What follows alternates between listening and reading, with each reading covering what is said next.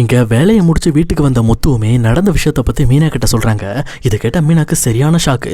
என்னங்க சொல்றீங்க? அப்படின்னா அருண் நிறைய பேர் சேர்ந்து அடிச்சாங்களா அப்படின்ற மாதிரி சொல்றாங்க. அப்போ முத்துவும் ஆமா மீனா, எதுக்குன்னு தெரியல, இவர் மப்டியில தான் இருந்திருக்காரு, எதுக்கு தேவையில்லாம குடிகாரன் கிட்ட பிரச்சனை பண்ணாருன்னு தெரியல. அவர் டியூட்டியில் இருக்கும் போது நான் கூட ஓகேன்றலாம், மப்டியில் இருக்கும்போது ஏன் போய் கேட்கணும்? அவனுக்கு நல்லா போட்டு வெளுன்னு வெளுத்துட்டு இருந்தானுங்க.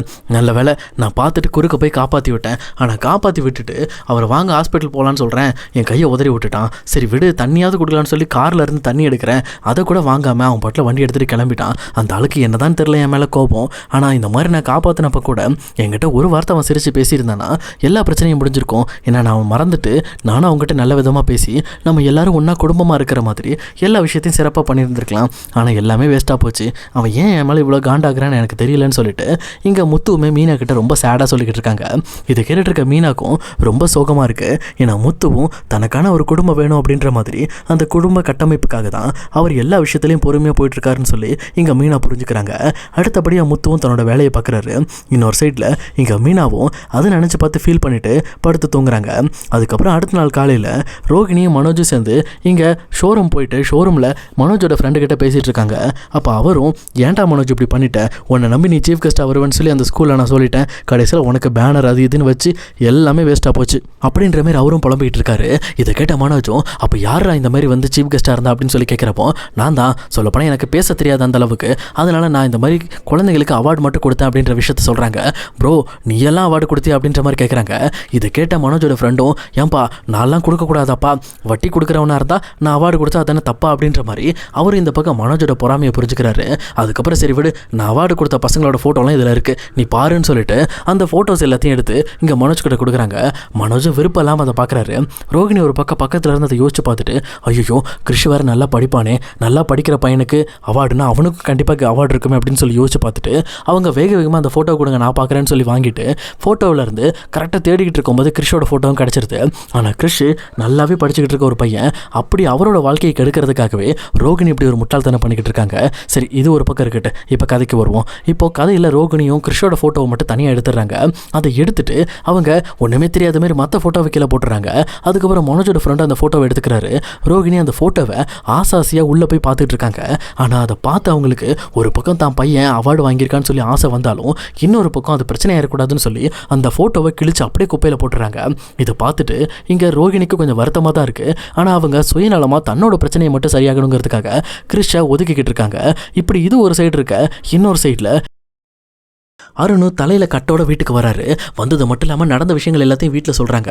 சொல்லிட்டு இதுக்கெல்லாம் காரணம் முத்து தான். முத்து வந்து என்னை அடித்த ஆளுங்களை விலைக்கு விடுற மாதிரி விலைக்கு விட்டுட்டு அது அவங்களுக்கு தெரிஞ்ச ஆளுன்னு சொன்னதுக்கப்புறம் அவங்கள அங்கேருந்து போக வச்சுட்டாரு, என்னையும் அப்படி நடு ரோட்டில் விட்டுட்டு போயிட்டாருன்னு சொல்லி இங்கே இவர் ஒரு பக்கம் முத்து மேலே தேவையில்லாமல் ஒரு பொய் சொல்லிக்கிட்டு இருக்காரு.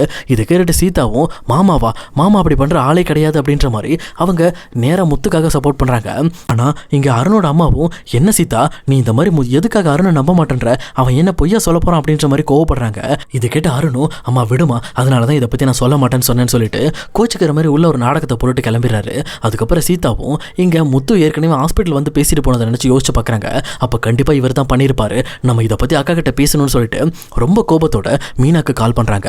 கால் பண்ணி அக்கா நான் ஒரு இடம் சொல்கிறேன்க்கா, நீ முதல்ல அம்மா வீட்டுக்கு கிளம்பி வா, ஒரு முக்கியமான விஷயத்த உங்ககிட்ட பேசணும்னு சொல்லிட்டு இங்கே மீனாவை உடனே கிளம்பி வர சொல்கிறாங்க. இப்படி இவங்க மீனா கிட்ட பேசிட்டு இருக்க விஷயத்த இங்கே வெளியில் நின்று அருணும் கேட்டுட்டு இருக்காரு. அவருக்கு என்ன பிளான்னா இங்க மீனாவோட குடும்பத்தை விட்டு சீதாவை துண்டா பிரிச்சிடணும், இனிமேல் அந்த குடும்பத்தோட இங்க சீதா கனெக்ட்ல இருக்கக்கூடாதுன்ற மாதிரி பண்ணிக்கிட்டு இருக்காரு. எதுக்காக இப்படி முட்டாள்தனம் பண்ணிக்கிட்டு இருக்காருன்னு தெரியல. இந்த ஆளை நல்லவனா காட்டினாங்க ஸ்டார்டிங்ல, போக போக போக போக இவனை பார்த்தாலே திருட்டு தீவிரவாதி மாதிரி போயிட்டு இருக்கு. இவன் நல்ல போலீஸுங்கிறதையும் மறந்து இப்போ மோசமான போலீஸ் அப்படின்ற மாதிரி சொல்ற மாதிரியான ஒரு நெகட்டிவ் கேரக்டரா இப்போ அருணை மாத்திக்கிட்டு இருக்காங்க. சரி அதை விடுங்க, நம்ம கதைக்குள்ள வருவோம். இப்போ இதை கேட்ட உடனே மீனாவும் என்னன்னு தெரியலையே, ஒருவேளை இந்த மாதிரி முத்து காப்பாற்றி விட்ட விஷயத்தை பற்றி தான் பேச வரா போல இருக்குன்னு சொல்லிட்டு அவங்க ஆர்வமாக கிளம்பி அவங்க அம்மா வீட்டுக்கு போகிறாங்க. ஆனால் அங்கே போன சீதாவும் இந்த பக்கம் எதையை பற்றி யோசிக்காம மீனாவோட சூழ்நிலையை சுத்தமாக புரிஞ்சுக்காம ரொம்ப கோபத்தோட அக்கா என்னக்கா நினச்சிட்டு இருக்காரு மாமா, எப்போ பார்த்தாலும் என் புருஷனை டார்ச்சர் பண்ணிக்கிட்டு இருக்காரு, அவர் வேலையிலே இருக்கக்கூடாதக்கா, அவர் டார்ச்சர் பண்ணலன்னா அவர் ஃப்ரெண்டு டார்ச்சர் பண்ணுறாங்க, இப்படி சம்மந்தமே இல்லாமல் கண்டவங்களுக்குலாம் சப்போர்ட் பண்ணுறாரு, ஆனால் அவரோட சொந்த மச்சான் அருணுக்கு சப்போர்ட் பண்ண மாட்டேன்றாரு, என்னதான் பிரச்சனை, மாமாக்கு இன்னுமே வந்து அருண் மேலே இருக்க கோபம் குறையிலே அப்படின்ற மாதிரி சீதா கேட்டுட்டு இருக்காங்க. இங்கே சீதா கேட்ட கேள்விக்கு இங்கே மீனா கிட்ட பதிலே இல்லை. என்னடி சொல்லிட்டு இருக்க, எனக்கு ஒன்றுமே புரியலையே, மாமா என்ன பண்ணாரு அப்படின்ற மாதிரி கேட்குறாங்க. அப்போ சீதா அருண் சொன்ன மாதிரியே இந்த மாதிரி அருண் வந்து 3 பேர் கூட சண்டை போட்டுட்டு இருந்தாராம். அப்போ மாமா போய் அவங்கள விலக்கி விடுற மாதிரி விலக்கி விட்டுட்டு அந்த 3 பேரும் இங்கே மாமாவுக்கு தெரிஞ்சவங்கன்றதுனால அவங்கள அங்கிருந்து சமாதானப்படுத்தி அமிச்சிட்டு இங்கே அருணை நடுத்தெருவில் அப்படியே விட்டுட்டு போயிட்டாங்க. அவருக்கு தலையில் அடிபட்டு கூட பார்க்கல. இந்த மாதிரி அவர் மேலே எதுக்காக கோபத்தை காட்டிக்கிட்டு இருக்காரு, இது ரொம்பவே தப்பாக இருக்குக்கா. சொல்லப்போனால் என் வீட்டுக்கார் மேலே எப்போ பார்த்தாலும் மாமா தேவையில்லாத அலிகேஷன் வச்சுட்டு இருக்காரு. அதுவும் இல்லாமல் அவர்கிட்ட போய் நேரடியாக பேசுறதை விட்டுட்டு என் கூட இங்கே வந்து ஹாஸ்பிட்டலில் வந்து தேவையில்லாமல் பிரச்சனை பண்ணிக்கிட்டு இருக்காரு. நேற்று கூட என்கிட்ட வந்து வாதாடிட்டு போனாரு. அருண் பண்ணுறது சரியில்லை, அவனை நான் சும்மா விட மாட்டேன், அவன் உன்னோட புருஷன்றதுனால தான் சும்மா விட்டு வச்சிருக்கேன், இல்லைன்னா அவ்வளோதான் அப்படின்ற மாதிரி இப்படி கேடுகட்டத்தனமாக பண்ணிட்டு இருக்காருன்னு சொல்லி முத்துவை தப்பா பேசிட்டு இருக்காங்க. அப்போ இதை கேட்டுட்டு மீனாவும் இங்க பாரு சீதா, முதல்ல வாயை மூடு, முத்துவை பத்தி தப்பா பேசுறத முதல்ல நிறுத்திக்க. உன் மாமா அப்படிப்பட்ட ஆளே கிடையாது. அவரும் என்கிட்ட இந்த விஷயத்தை பத்தி சொன்னாரு. இந்த மாதிரி அருண் தான் தேவையில்லாம பிரச்சனை பண்ணி 3 பேர்கிட்ட அடி வாங்கிட்டு இருந்தாராம். அப்போ இவர் குறுக்கால போய் அவங்கள காப்பாற்றி விட்டு அருண் ஹாஸ்பிட்டலுக்கு கூப்பிட்டுருக்காங்க. ஆனால் அருண் ஹாஸ்பிட்டலுக்கு வரமாட்டேன்னு சொல்லிட்டாரு. அதுக்கப்புறம் தண்ணி எடுத்து கொடுக்கலான்னு சொல்லி கார்ல இருந்து தண்ணி எடுத்து கொடுக்க போனா அந்த தண்ணியை வாங்கி முகத்தை கூட கழுவாம அருண் அங்கிருந்து கோபத்தோட முத்துவை பார்த்து முறைச்சிக்கிட்டே கிளம்பிட்டாரு. இந்த மாதிரி அவருக்கு என்ன பிரச்சனை, முதல்ல இப்படி ஏன் முத்து மேலே கோபத்தோடு அவர் கிளம்பணும்னு சொல்லிட்டு மீனா கேட்குறாங்க.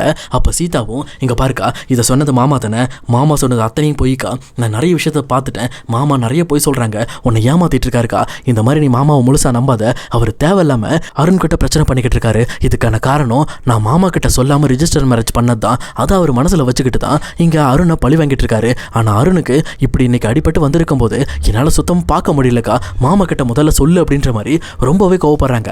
அப்போ பக்கத்தில் இருக்க சத்யாவும் சீதாவை பார்த்து, சீதா என்ன பேசிக்கிட்டு இருக்க, மாமா அப்படி பண்ற ஆளே கிடையாது, நீ முதல்ல அருண் கிட்ட தனியாக விசாரிச்சு பாரு, எனக்கு என்னமோ அருண் போய் சொல்றாருன்னு நினைக்கிறேன் அப்படின்ற மாதிரி இங்க மீனாவோட ஹஸ்பண்டை இங்க சத்யாவும் குறை சொல்ல ஆரம்பிக்கிறாங்க. இதை கேட்டுட்டு உடனே இங்க சீதாக்கு ரொம்ப கோபம் வந்துடுது. அவங்க டென்ஷனோட, நீ எப்படி என் வீட்டுக்காரை பத்தி குறை சொல்ல முடியும், இப்பவே நான் அவரை கூப்பிடுறேன், அவர் வயலே சொல்ல வைக்கிறேன்னு சொல்லிட்டு ரொம்ப கோபத்தோட அருணுக்கு கால் பண்ணி இங்க அவங்க அம்மா வீட்டுக்கு வர வைக்கிறாங்க. வந்தது மட்டும் இல்லாம அருண் கிட்ட சீதா பேசுறதுக்கு முன்னாடியே மீனாவும், இங்க பாருங்க, என் வீட்டுக்காரர் ஏற்கனவே எல்லா விஷயத்தையும் என்கிட்ட சொல்லிட்டாரு, ஆனால் நீங்கள் இப்போ மாற்றி பேசிகிட்டு இருக்கீங்க, ஏன் இப்படி பண்ணுறீங்க, அவர் தான் உங்கள் மேலே கோவப்படாமல் தானே இருக்காரு, நீங்கள் அவரை தராதரம் கம்மியான ஆள்னு பார்க்குறீங்களா அப்படின்ற மாதிரி அருண் கிட்ட கேட்குறாங்க.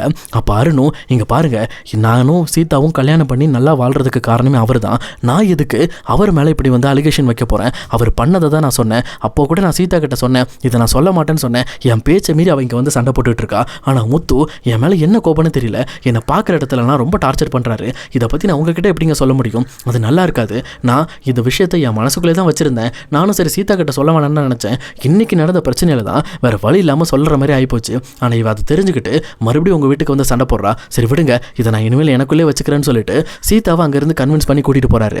ஆனால் இப்படி அருண் அப்படி பேசுகிற விஷயத்தில் மீனாக்கு சுத்தமாக நம்பிக்கை இல்லை.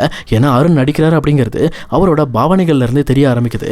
அப்போது இன்னொரு பக்கம் மீனாவோட அம்மாவும் இங்கே மீனாவை பார்த்துட்டு, இங்கே பாரு, எனக்கு என்னமோ இவர் சொல்கிற மாதிரி மாப்பிள்ளை அப்படி பண்ணுற ஆளே கிடையாது, அவர் சீதா கல்யாணம் ஆகிறதுக்கு முன்னாடி நல்லபடியாக பார்த்துட்டு இருந்தாரு, அதுவும் இல்லாமல் அவளுக்கு ஒரு நல்ல மாப்பிள்ளையை பார்க்கணுங்கிறதுக்காக ரொம்பவே மெனக்கட்டாரு, இப்போ அருண் மேலே தான் எனக்கு டவுட்டாக இருக்குது அப்படின்ற மாதிரி இங்கே மீனாவோட அம்மா சொல்கிறாங்க.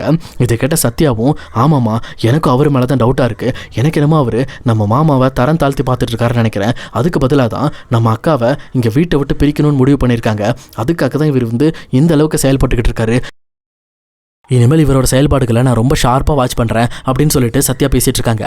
அடுத்த நிமிஷமே சத்யா, இங்கே பாருக்கா, நீ இப்போ இவங்க பேசின விஷயத்தெல்லாம் கொண்டு போய் மாமா கிட்ட பேசி வைக்காத, மாமா தாங்க மாட்டார், மறுபடியும் கோவப்பட்டு சண்டை கண்டை போட்டுறக்கூடாது, அதனால இதை நாமளே டீல் பண்ணுவோங்கான்னு சொல்லிட்டு சத்யாவும் மீனாவை இந்த விஷயத்தை தான் மனசுக்குள்ளே வச்சுக்க சொல்கிறாங்க. இதை கேட்ட மீனாவும், சரிடா விடு அப்படின்னு சொல்லிட்டு அங்கேருந்து சோகத்தோடு கிளம்புறாங்க. அவங்க வீட்டுக்கு போகிறதுக்குள்ள அவங்களுக்கு ஒரு மாதிரி ஆகிடுது. அந்த விஷயத்தை பற்றி யோசிச்சு அவங்களுக்கு காய்ச்சல் வர மாதிரி ஒரு ஃபீல் வந்துடுது. அதனால சமையல் எதுவுமே செய்யாமல் அவங்க பாட்டில் போய் கட்டிலில் படுத்துக்கிறாங்க. இதை பார்த்துட்டு இந்த பக்கம் விஜயாவும் இங்கே கிச்சனுக்கு போய் சாப்பிட்லான்னு போகிறாங்க.